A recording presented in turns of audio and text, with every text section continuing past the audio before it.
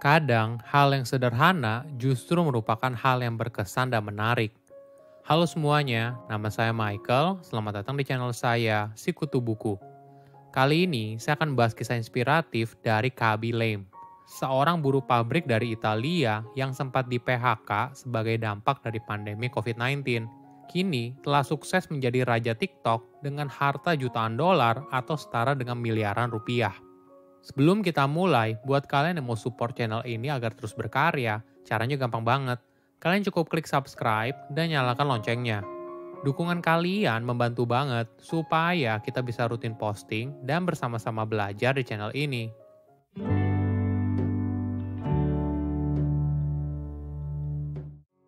Kaby Lame lahir pada tahun 2000 di Senegal. Namun, pada usianya setahun, orang tuanya pindah ke Italia. Dia dikenal berkat video komedi singkatnya di TikTok, di mana Kaby secara sarkas menunjukkan kenapa seorang persulit sebuah hal sederhana. Jika kamu penasaran video Kaby seperti apa, coba buka hashtag #LearnFromKaby di TikTok. Kamu akan melihat banyak video komedi yang menghibur. Misalnya, seperti video yang berisi cara elegan untuk buka pisang dengan pisau, memotong bagian ujungnya satu persatu, lalu memotong kulit pisang, baru kemudian memakannya. Kaby lalu menunjukkan cara makan pisang yang umum, yaitu dengan membuka pisang dengan tangan, memakannya, lalu dengan ekspresi bete tanpa suara, memperlihatkan cara makan pisang yang normal.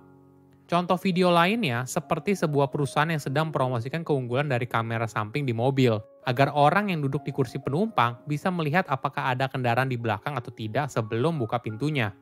Kaby lalu menunjukkan kalau hal ini bisa dilakukan hanya dengan buka kaca dan melihat ke belakang. Baru kemudian buka pintu mobil tanpa harus membeli alat tambahan tersebut. Video komedi jenis ini membuat Kaby menjadi pria dengan jumlah follower TikTok terbanyak di dunia. Dalam waktu 17 bulan, Kaby berhasil mendapatkan 100 juta followers di TikTok. Pada bulan Mei 2020 lalu, pada saat awal pandemi COVID-19 menyerang Italia, Kaby dipecat dari pekerjaannya sebagai buruh pabrik. Dia lalu kembali tinggal bersama orang tuanya di sebuah apartemen sederhana. Walaupun ayahnya memaksa dia untuk segera mencari kerja, di sisi lain, Kaby mulai menghabiskan waktu setiap harinya untuk membuat video TikTok dari kamar tidur. Sebelum dikenal sebagai video komedi di TikTok, postingan awal Kaby sebagian besar dalam bahasa Italia dengan teks bahasa Italia. Dia mengaku kalau wajah dan ekspresinya yang datar membuat orang lain tertawa. Bagi Kaby, ekspresi kesalnya tanpa berbicara ibaratnya menjadi bahasa global yang dimengerti oleh orang dari berbagai belahan dunia. Jika kamu menonton video dari Kaby, kamu akan sadar kalau video yang dibuat tidak menggunakan peralatan yang canggih, namun hanya sebuah handphone dan ide yang kreatif. Inilah yang membuat konten yang diproduksi oleh Kaby terasa begitu natural dan membuat ratusan juta orang menyukainya. Mungkin hal ini juga yang dirindukan oleh banyak orang di dunia.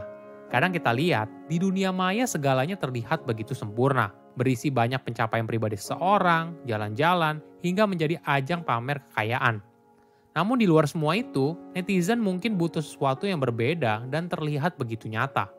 Disinilah yang buat Kaby tampil berbeda dan berhasil memikat hati ratusan juta orang di dunia.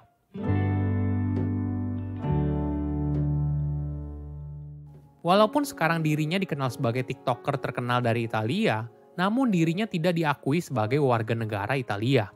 Hal ini disebabkan orang tuanya merupakan imigran dari Senegal dan tidak mudah untuk memperoleh kewarganegaraan Italia, apalagi bagi orang yang tidak lahir di sana. Sebagai informasi, Kaby baru tiba di Italia saat usianya setahun. Saat ini, dirinya dan keluarga merupakan warga negara Senegal. Kepopularan Kaby membuat banyak artis dan public figure mulai memperhatikan siapa dirinya. Sebagai contoh, pendiri Facebook Mark Zuckerberg pernah mengomentari salah satu posting Kaby di Instagram dengan emoji jempol. Di lain kesempatan, Kaby pernah muncul bersama legenda sepak bola Alessandro Del Piero dari tim kesayangannya yaitu Juventus. TikTok telah mengubah hidup Kaby. Dia memiliki banyak penggemar di Brazil dan Amerika Serikat. Bahkan, dirinya sering dibicarakan di televisi nasional yang ada di Senegal yang merupakan tempat dirinya dan keluarga berasal. Di YouTube, kamu akan melihat para fans yang membuat kompilasi video Kaby dari TikTok dan mencapai puluhan juta views. Dalam kehidupan sehari-hari, Kaby bercerita kalau seringkali ada beberapa fans yang datang menghampirinya dan mengajaknya untuk selfie. Wajahnya yang tanpa ekspresi juga seringkali dijadikan meme di media sosial. Bahkan, Kaby pernah disebut sebagai Gen Z Mr. Bean. Semua ketenaran ini memang di luar dari bayangan Kabi. Dia tidak pernah menyangka TikTok mampu mengubah hidupnya dan mengantarkan ke hidup yang sekarang. Kabi punya mimpi untuk membuat orang lain tertawa dan bisa masuk dalam jajaran orang terkenal yang jenaka seperti Will Smith, Eddie Murphy, dan sebagainya. Apa rahasia dari Kabi Lame? Kenapa akun TikToknya disukai ratusan juta orang di dunia? Pertama, simple dan original. Konten yang dibuat oleh Kabi terlihat begitu simple dan sangat real. Hal ini bertentangan dengan anggapan kalau konten di media sosial harus dibuat dengan cantik dan menggunakan alat yang mumpuni. Kabi memulainya hanya dengan sebuah handphone. Kadang pencahayaan juga tidak begitu baik, namun pesan dalam konten yang dibuat mampu dipahami oleh netizen. Mungkin inilah yang dikatakan kalau humor adalah bahasa universal di dunia. Kedua, konsisten. Mungkin kamu mengenal Kabi dari 1 atau 2 kontennya yang viral. Namun sebelum konten tersebut viral, dia telah membuat puluhan bahkan ratusan konten sebelumnya. Ini yang perlu kita pahami. Sesuatu yang kelihatannya instan sebenarnya tidak seinstan itu. Ada proses panjang di baliknya. Ketiga, ide awal tidak sempurna. Kabi tidak langsung terpikir untuk membuat konten komedi dengan gaya muka datar seperti sekarang. Sebelumnya, dia sempat mencoba berbagai jenis konten, dari konten berbahasa Italia, hingga akhirnya dia menemukan tipe konten yang cocok dan klik dengan netizen, yaitu konten tanpa suara, hanya wajahnya saja yang datar dan menjelaskan hal yang rumit dengan sederhana. Keempat, mengubah krisis menjadi peluang. Pada awal pandemi COVID-19, dirinya sempat terkena pemutusan hubungan kerja. Kabi akhirnya menjadi pengangguran dan kembali ke rumah orang tuanya. Kondisi ini ternyata merupakan peluang bagi dirinya. Mungkin saat itu, dia tidak merasakan peluang ini. Namun, PHK ternyata memberikan dia banyak waktu untuk mengerjakan proyek terbaru. Salah satunya, yaitu dengan rutin buat konten TikTok setiap hari, hingga akhirnya proyek ini mengubah hidupnya. Kelima, era digital membuka banyak kesempatan. Era digital memberikan banyak orang kesempatan.